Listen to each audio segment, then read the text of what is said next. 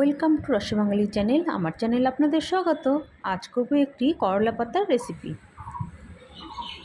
দেখুন আমাদের বাড়ির করলা গাছ সুন্দর হয়েছে, অনেক লঙ্কা গাছও আছে। এখানে নীলকণ্ঠ আর ধুতুরা ফুল, দু একটা করলাও হয়েছে। দেখুন কি সুন্দর করলা হয়েছে। এই যে একটা ছোট্ট, আমি এখান থেকে কয়েকটা পাতা তুলে নিব, নিয়ে আপনাদের একটি রেসিপি করে দেখাচ্ছি।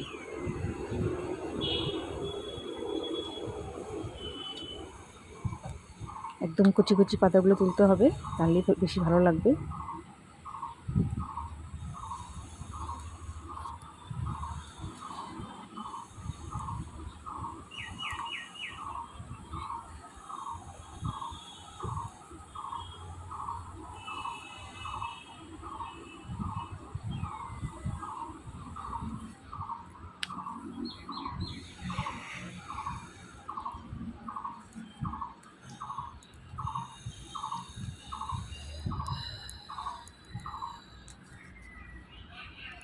হয়ে গেছে, আর লাগবে না। আমি করলা পাতাগুলো ভালো করে ধুয়ে পরিষ্কার করে নিয়েছি। এখন একটা ব্যাটার গুলাচ্ছি।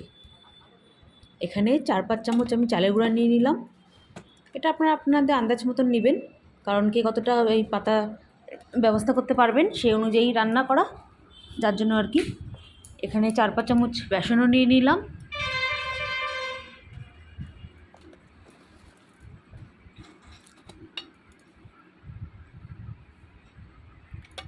চালের গুঁড়াটা একটু কম মনে হচ্ছিলো জন্য আরেকটু দিয়ে দিলাম। টোটালে 4-5 চামচ চালের গুঁড়া, 4-5 চামচ বেসন দিয়ে দিলাম। আন্দাজ করে ঝাল, মানে লঙ্কার গুঁড়ো। এখানে হলুদ গুঁড়ো 1 চামচ দিয়ে দিলাম, আন্দাজ করে লবণ। এখন দিয়ে দিব একটু সাদা তেল, 1 টেবিল চামচের মতন সাদা তেল দিয়ে দিলাম। এখন খুব সুন্দর করে ব্যাটারটা গুলিয়ে নিব। একবারে বেশি জল দিতে যাবেন না, তাহলে কিন্তু ব্যাটারটা ভালো হবে না। অল্প অল্প করে জল দিয়ে গুলাতে থাকবেন। খুব ভালো করে মেখে নিতে হবে। আর জলের আন্দাজটা হয়ে গেলে তারপরে খুব সুন্দর করে ফেটিয়ে নিতে হবে। যত বেশি ফেটানো যাবে তত সুন্দর হবে, টেস্টও ভালো হবে, আর মচমচে হবে, ফাঁপা হবে। খুব সুন্দর করে ফেটিয়ে নিচ্ছি।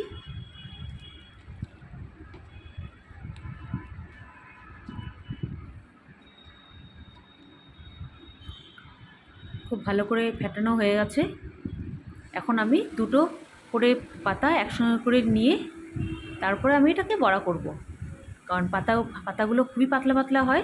তার জন্য দুটো করে পাতা না নিলে খেতে ভালো লাগবে না।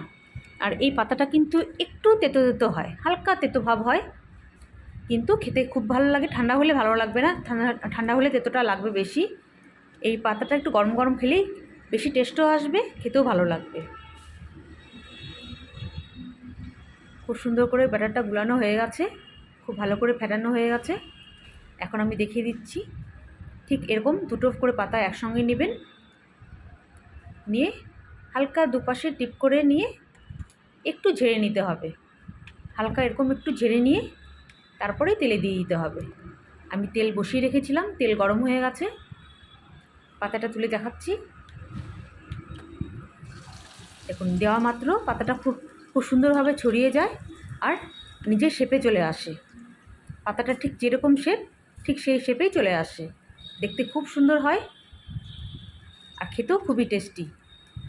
আমি বেশ কয়েকটা করে দেখাচ্ছি। খুব সুন্দর হয় খেতে, খুবই টেস্টি, আর খাওয়া খুব উপকার।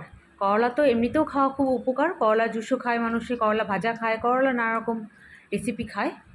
কিন্তু করলা পাতার এরকম করে বড়া খেয়ে দেখবেন, খেতে খুবই টেস্টি হয়। বাড়িতে একবার হলেও করে খেয়ে দেখবেন। আর খুবই উপকারী জিনিস একটা, খুব সহজভাবে করাও যায়। সেরকম কোনো ঝামেলা করতে হয় না, কোনো রকম বাটাবুটি ছাড়াই একটু চালের গুঁড়ো, একটু বেসন আর একটু লঙ্কা গুঁড়ো, হলুদ গুঁড়ো দিয়েই সুন্দর করা যায়। লবণটা আপনারা আপনাদের আন্দাজ করে দিয়ে নিতে হবে। হয়ে গেছে আমার আরেকটা দেখাচ্ছি। আমার বাড়িতে এই বড়া যখনই করি না কেন ভাজা ভাজা মাত্রই খাওয়া শুরু হয়ে যায়,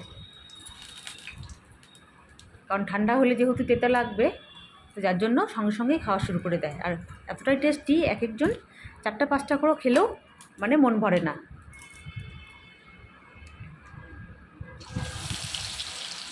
যেমন করেই দেন না কেন কড়াইয়ে, কিন্তু একটা একটা করেই দিবেন। একটা করেই দিলে আর কি ভালো ভাজা হবে।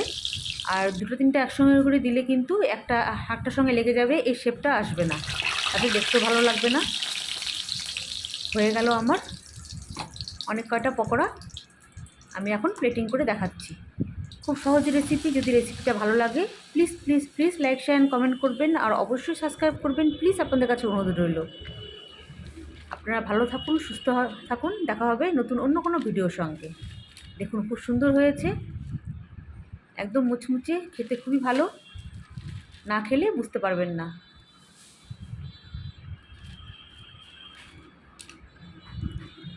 খুবই টেস্টি হয়।